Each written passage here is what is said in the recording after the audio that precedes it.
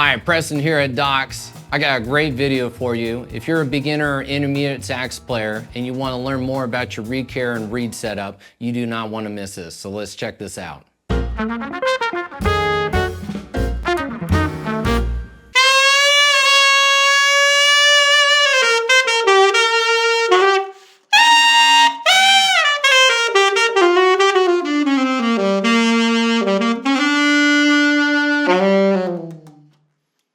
Hi, Preston here. I'm going to share reed setup, reed care, choices. We've got tons of choices, and also maybe some various tools that you want to have in your sax case on taking care of your reeds. The reed is probably the most important part of your equipment. Why? Because it's the part that vibrates. It's the part that creates the vibration. Without the vibration, this is just a cold piece of metal, right? So it's basically a megaphone with buttons on it. So we want to make sure that we have the correct setup up here so that we're able to facilitate with ease and have our musical expression be recognized. So let's get into it. What I'm about to tell you is probably the most important part, especially if you're a beginner. This is what you need to focus on how to place the reed properly on the mouthpiece. If it's not placed in the same spot and consistently every time, then your sound and your saxophone experience is not going to be very consistent. And that can kind of add a lot of frustration and create a nightmare, if you will. So let's talk about the placement of the reed, because I'm not trying to hype up or anything, but I do get asked a lot about my tone and what do I do about my reeds and how did I select reeds and what do I do when I get a reed out of a box and that type of thing.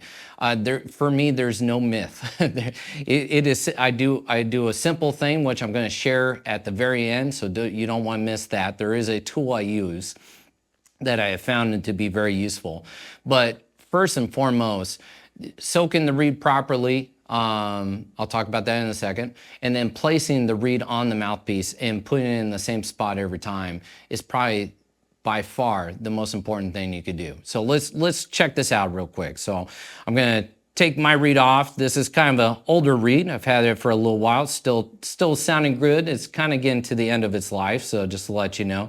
And then I apologize, my mouthpiece is, we need to, there's going to be a video on how to clean your mouthpiece here a little bit, so I should have cleaned that. So I'm going to take off my ligature, and right now I'm rocking this Bay ligature, which I don't even think you can get these anymore. So we'll talk about ligature choices here. It's a very small choice, small difference, and it's more about how you place the ligature on the mouthpiece. That's the most important thing.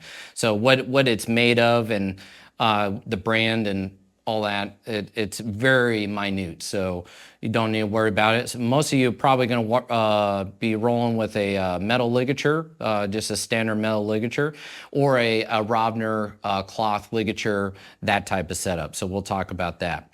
So here's my reed, and notice that nice pop there. I got a good seal of the reed on the mouthpiece. So on soaking the reed, I always put the flat part of the reed on my tongue. And I soak personally both sides of the reed. And why? Well, that's to create the seal on the table of the mouthpiece. So right here on the mouthpiece, this is called the table, and this is the flat part of the mouthpiece. This table extends here where now I have the mouthpiece curve, and that's where the reed is going to bend. And then I have what's called the side rails and the tip rail that the reed eventually closes up and it opens and closes and creates the vibration there. So the importance of the seal on the table and then the lineup so that it seals and closes properly is the most important thing. So I'm going to soak the front side.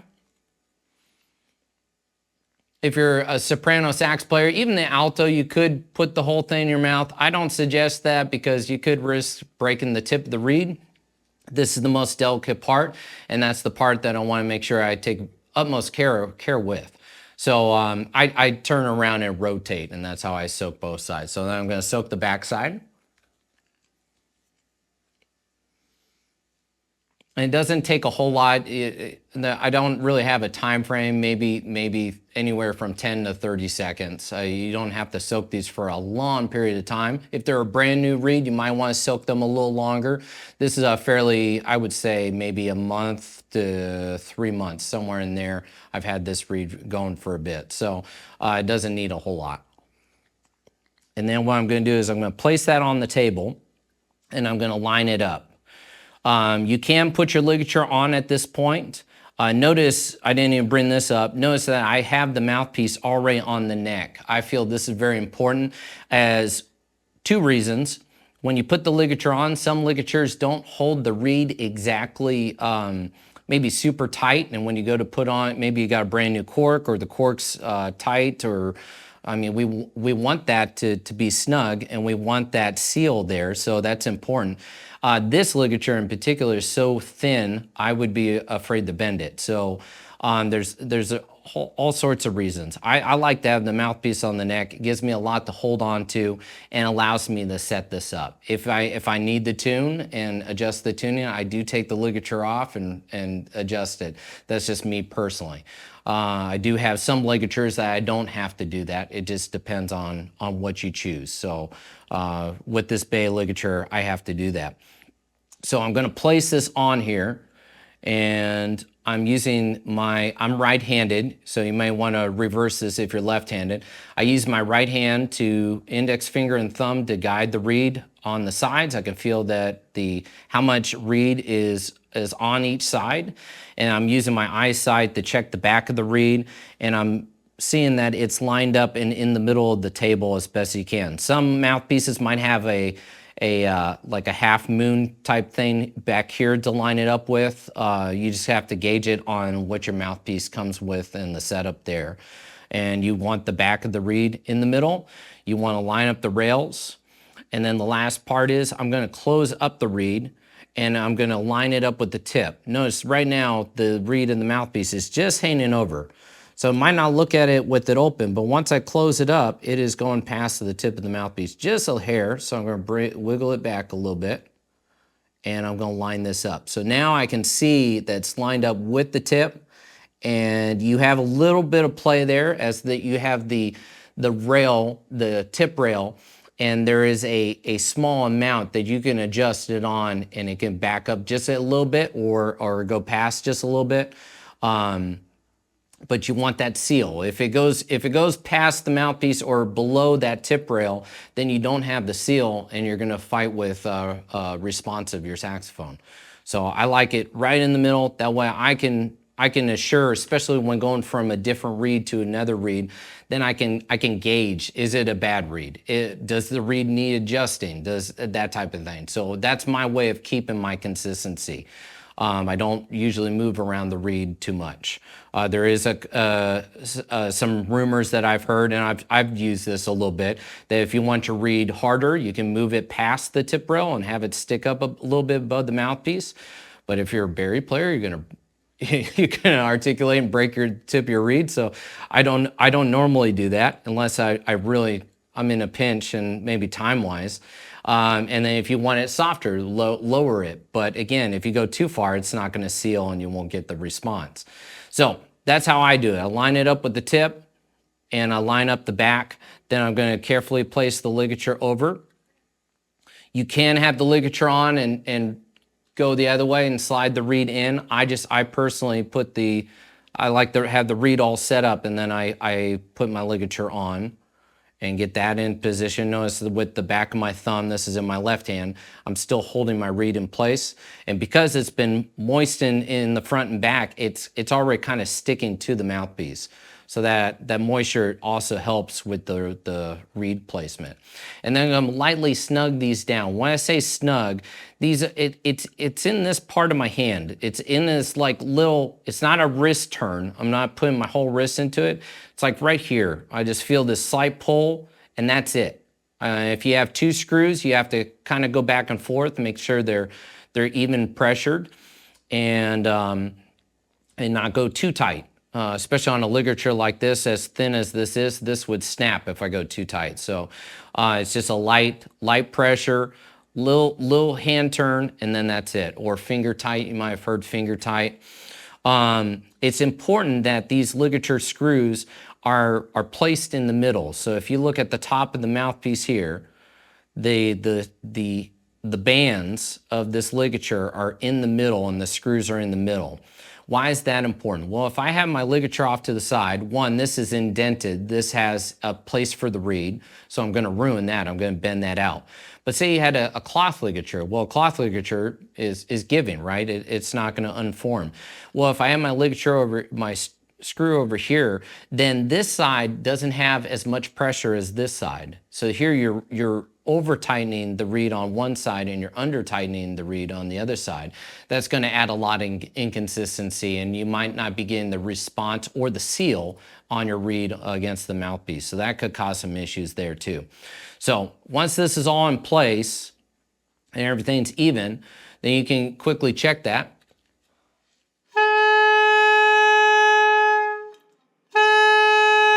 Should have a really nice, easy response, right? So this is, just on setup. If it's still fighting you a little bit, check the setup, check that you've wet the reed on both sides. I do that first. But next, if we're still having issues, it could possibly be the strength of reed that you've chosen. And the type of mouthpiece you're using has a big play on the type of reed that you need. So you want to make sure you're choosing the right reed. So let's get into that. Some brands out there is, of course, the Van Doren. These are one of the oldest brands for reeds. Another one is Rico. You might have heard the term Rico, but now they're owned by Diodario.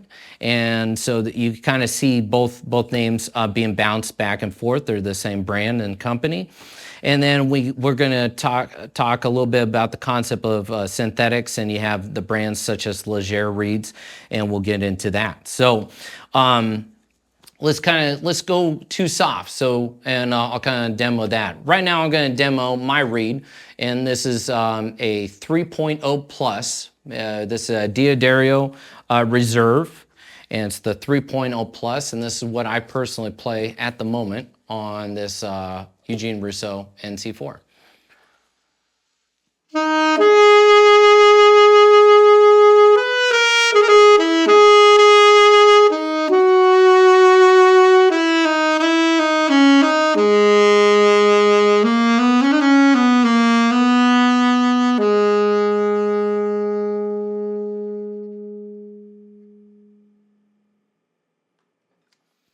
All right, for me personally, why do I choose this reed?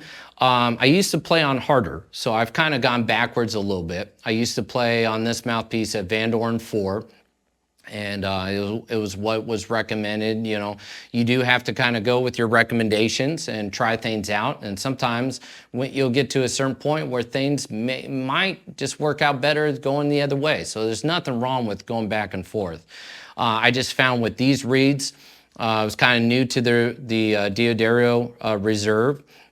Never had played them before, and I think no, I bought several boxes now. But I went to a convention and they had some demos, and I grabbed some demo reeds and took it home and was really wowed, and kind of realized I was working maybe a little too much than I wanted, and switched over to these, and I love these. I tried these in the 3.5s, and I went with this, just my classical setup, the amount of classical I play, the things I'm called to do. This just fits, and I love this sound because I can sing through it. I feel like I'm singing through the saxophone, and I feel very at ease, and I can change very dynamically. I can get very good fortissimo on it and a nice strong timbre in my sound, and I can bring it way back, and that's what I really love about these reeds. With this mouthpiece, it's just working.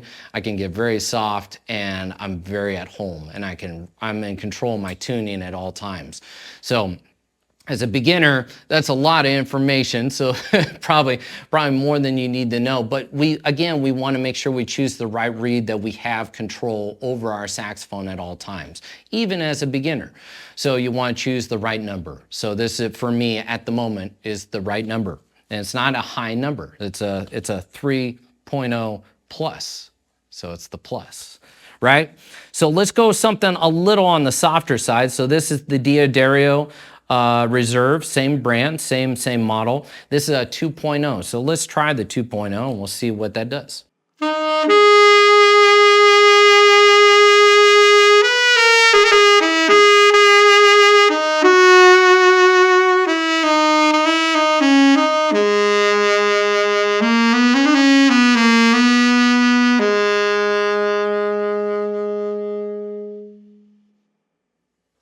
Okay, again, I'm playing that Diodario Reserve 2.0, and this is, you know, definitely a number softer. And remember, I'm playing on that earlier. I was on that 3.0 plus, so that's a little bit on the even harder than the 3.0.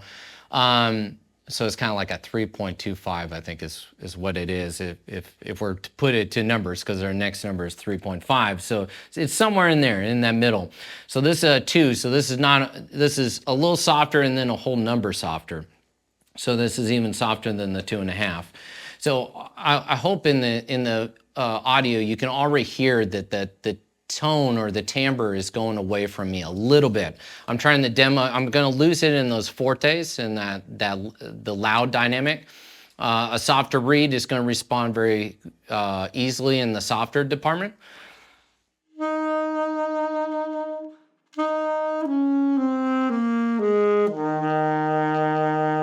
But right there, low notes, I'm kind of finding I need it. I'm forcing them a little bit. It's not that they won't work, and it's not that my horn's not set up, but it's just it needs that little bit more support, and I'm losing the support in the bottom end. But in the louds, you can hear that the tone is getting very buzzy, and it's very edgy, very bright. And then in classical music, I want the opposite. I want dark and round and warm sound. So I want to keep that when I get loud, and I'm losing it as I get loud. Like that's a lot of edge for the area of the horn that I'm in. I'm not even into my palm keys yet, so palm keys are probably going to be very bright.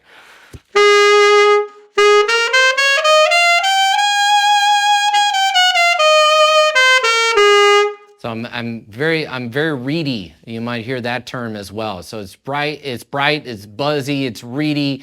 We're just hearing too much of the reed and not enough of the actual tone of the saxophone, the warmness or the wool type sound. So that's a demo of the softer reed. The last thing, and this is probably the biggest thing with softer reeds, is that you're going to lose response in the high end very quickly. So I can already feel it when I go that high F. Let's see if it even does it cold.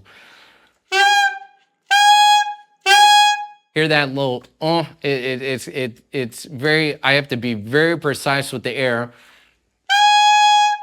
to get I'm being more cautious and more conscious of where my airstream is going into the mouthpiece. So there's a lot more work I'm doing, but there's a lot of unsteadiness. Like I feel very unstable in the high end, and it's frightening me a lot.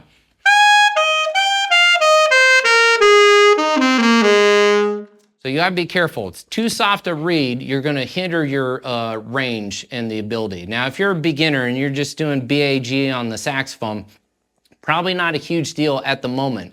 But as soon as you go to long D, that's your middle D, where I'm using all 7 fingers and you know, with the octave key, and I'm going above that, you're gonna start to notice that the tone is getting very harsh and you're losing the sound. Going through note to note. So you're going to notice that the first. And also low notes are not going to be as fun, and you probably won't be as successful on your lower tones. So be careful. Too soft to reed can hinder your range. Why do we have softer reeds? Why do we have a 2 if they're too soft for these mouthpieces? Well, also keep in mind what I said earlier. It's also depending on the tip opening of your mouthpiece. So that's this gap between the reed and the mouthpiece. That gap can vary, and I'll try to hold that at different angles. Okay, so that hopefully you can see that. that opening there can change depending on what type of mouthpiece you're using. If you're playing on what's known as a jazz mouthpiece, there are mouthpieces that are more dedicated to jazz. This one's more dedicated to classical. Doesn't mean you can't play jazz on this. It plays just fine, and it can get funky, and that's why I love this mouthpiece. It's kind of a very flexible mouthpiece.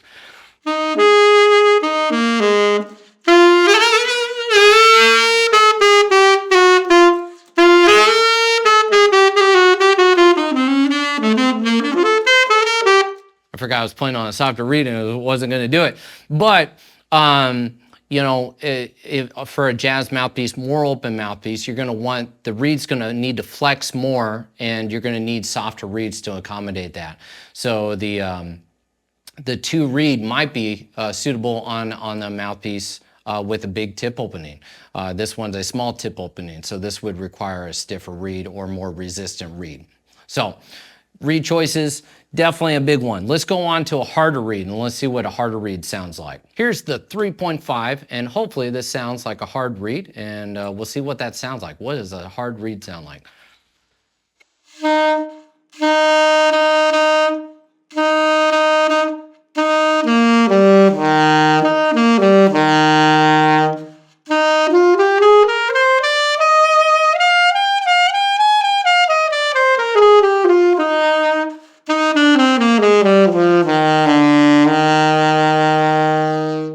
All right, so you can tell I'm working a little bit. I'm probably turning a little red in the face on camera, so so be it. But I do feel like I'm feeling a lot more resistance than my reed. And you can hear that kind of airy stuffiness. It's got a stuffiness in the sound, and it's very resistant, or it's slow on the response. Like if I just blow into it, no tongue to start the reed. It takes a while for that, and a lot of air, fast air, to get that reed to even start vibrating. So, and then I start with my tongue. There's a lot of sound, stuff coming out of the bell that I don't want. That's not what I'm going after. So and in order to get that out, I have to really work at it.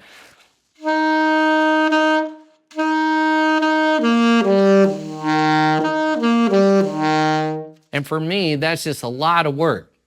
Now, with a reed like this, you can bring stuff down and adjust reeds. We haven't even talked about that yet, but just starting a reed cold, this reed, for me, if I was to perform on it, needs a lot of work to get it to work with this setup.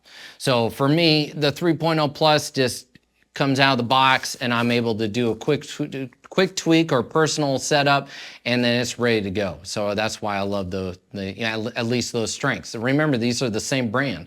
So they're both D'Addario Reserves, or all three are D'Addario Reserves. So there's the too hard and what's going to happen to that and what it feels like, and the too soft. And hopefully you want something in the middle. Again, for me personally, I want a reed that I can sing through, and a reed that's almost not even there.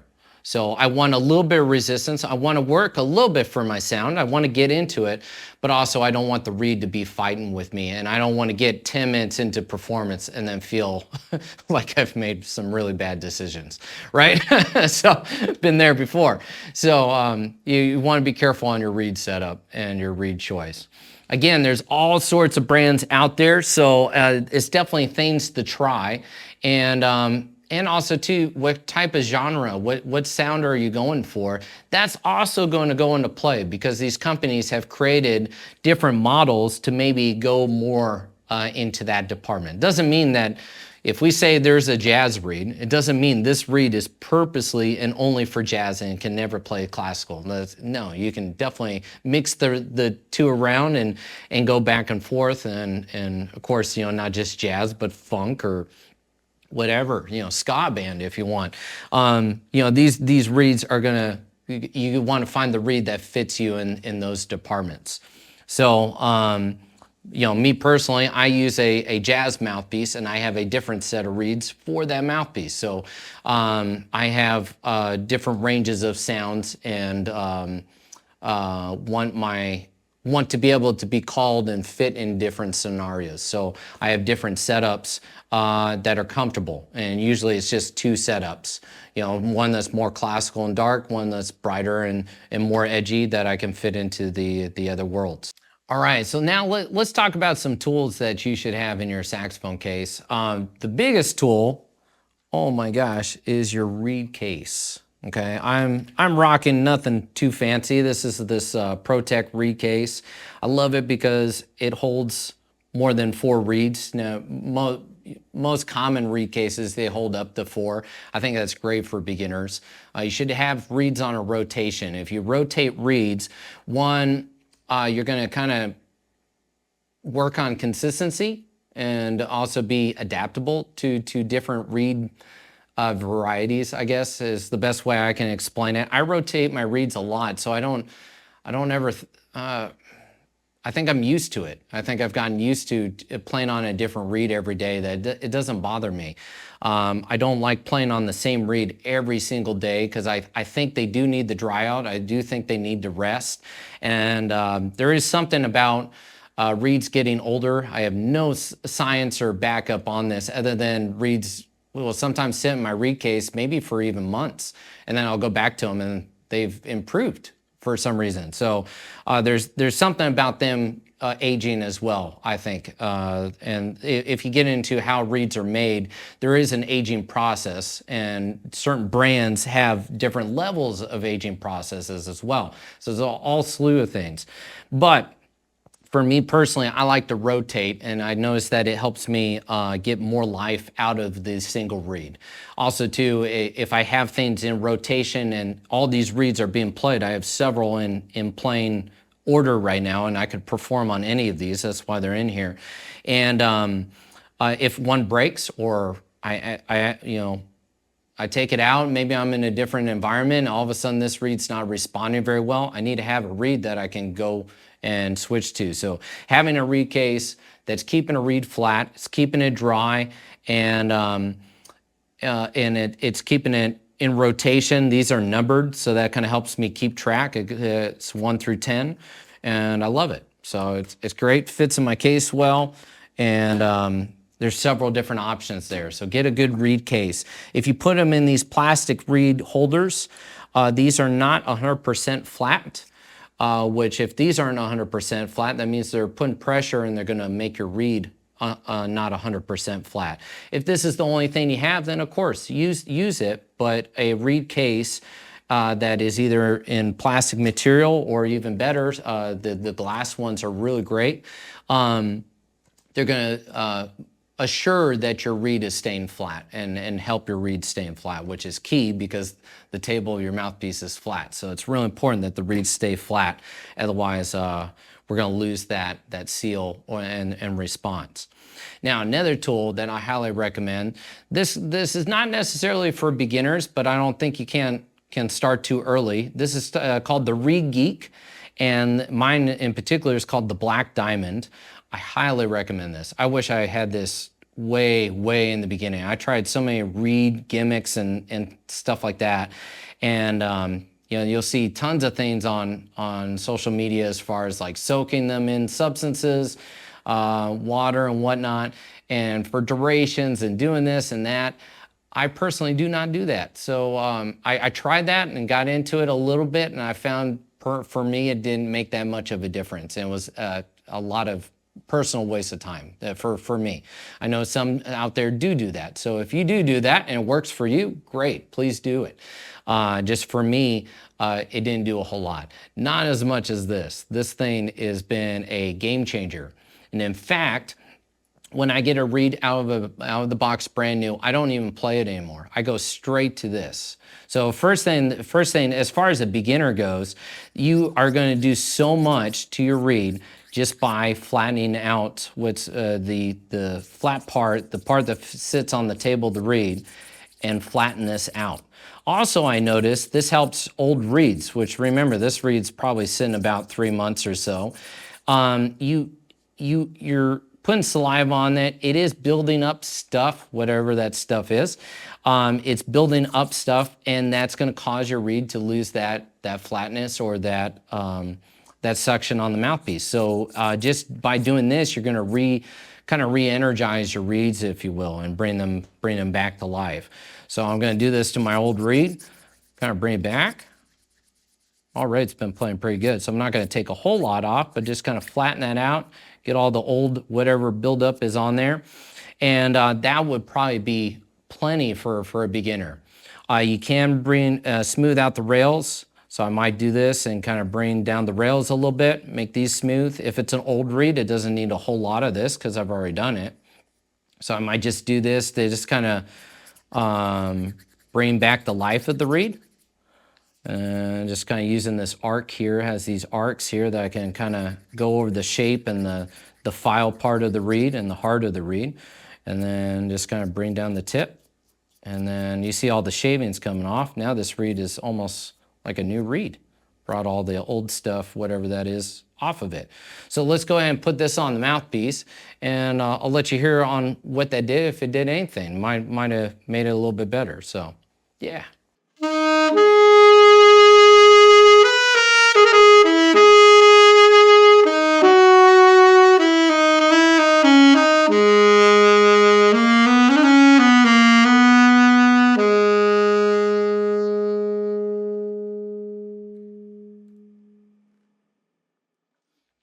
So there you go. That's an old reed kind of revitalized. Feels great. So it's a good reed. It was a good reed, and it still is a good reed. And the Reed Geek is a really good tool to, one, break in your new reed, and also keep working on the old reeds. So I love this tool. I can't harp on this enough. I think it's a great thing to have in the case. They're not very expensive, and it's going to last you a lifetime. Every edge on it is a blade. And I even saw a video of it being questioned, can you take this on the airplane? And the answer is yes. I've had mine in the case, never been questioned. So it's a great tool. So definitely get that in the case if you're a beginner. It's never too early, and kind of gets you in tune with what happens with a reed if I do this, and you get to try it out. It's great. It's good to have control over your equipment, so I feel that's an easy one, and I've never ruined a reed with the Reed Geek, so it's a great tool. I wanted to kind of show you maybe some things to avoid, and maybe when is it time to say goodbye to your reed? Well, my reed, as you could see in those videos, getting kind of on the darker side. There's some stuff building up. We scraped it off. I might get a little bit longer on of it. Feel-wise, it is starting to get to that maybe too easy point. It's still got a great sound, so I'm going to hold on to it for a little bit. But we're getting to the point. So, and how long is that? There's no real time frame. It depends on how much you play. So reed could last even a year if it's not being played as much as say you're playing it every day. So I've had various things and lengths of time. So I kind of go by the color. If it's looking bad, then it's time to let go of it. If it's growing mold, definitely let go of it. Don't hold on to it. That's not good hygiene. And then also too, if it's starting to chip, we could develop chips for various reasons. Reeds can have imperfections in them, so they might just chip on their own. We might be in an environment where we're maybe tuning a little too hard. I do that sometimes on the baritone. We're playing some funk band, and I've played this reed gig after gig after gig, and eventually it just gives out. That can happen. So if they start to chip and they start to develop little spots in there, or if you accidentally hit it on the music stand, it's time to let it go. Don't hold on to that. Even if it still plays, do not hold on to it. What is the reason? Well, by having these indentures in it, my reed is now inconsistent, and you're going to get an inconsistent response or experience with your reed now. You're going to come to a situation where you're not going to know how it's going to play, or it's going to surprise you. And, the worst spot is that would be during your solo. So you don't want that. So let go of it, okay? It's not worth holding on to. Also, reeds can split, right? So this reed has split, or is starting to develop a split. It's got a nice straight line going down. This is not a good thing to have. It might still play, yes, but also too, if we think about it, if the air is inconsistent, the reed could possibly vibrate in different frequencies on different sides of the mouthpiece, and that's going to get a very undesirable experience as well. So time to let go of those reeds. So if any of those happen, don't hold on to them. Unfortunately, they got to be thrown in the bin, right? So I know sometimes we can get sentimental over our reeds. Don't get sentimental. You can even do some fun things. I know some friends of mine who have reed graveyards. You can have a reed graveyard. I even known of somebody get a styrofoam head, and he had like this cool hairdo, and he would stick all the reeds in the head and have this cool hairdo. I don't know. There's all sorts of fun things you can do with dead reeds. So have fun with it. Don't hold on to reeds. You do have to rotate them. So, and that's my 2 cents and my tips on reed care and reed setup. Again, the most important thing you can do is making sure you have consistency putting it on the saxophone, and you choose the right number for your mouthpiece. And you also make sure you have good equipment, good mouthpiece brand, and your horn is set up correctly. All that goes into play in selecting the right reed. So I hope you enjoy this. Please like and subscribe, and keep following Docs at the UK for more. Thank you. Cheers.